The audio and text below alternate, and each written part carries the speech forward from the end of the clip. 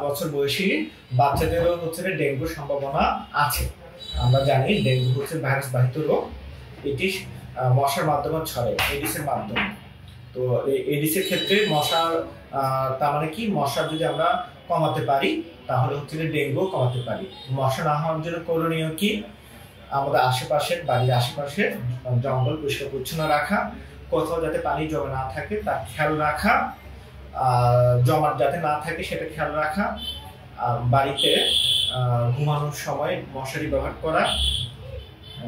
এর সাথে যদি আমরা যেতে পারি, বাড়িতে কোথাও যাতে ময়লা আবর্জনা না জমে সেদিকে খেয়াল রাখা।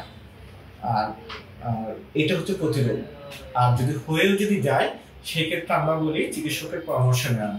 অনেক সময় আমরা বাচ্চার ধরন অনুযায়ী মুখের ওষুধ দেওয়া থেকে শুরু করে হাসপাতালে ভর্তির মাধ্যমে এগুলো আমরা চিকিৎসা দিয়ে থাকি।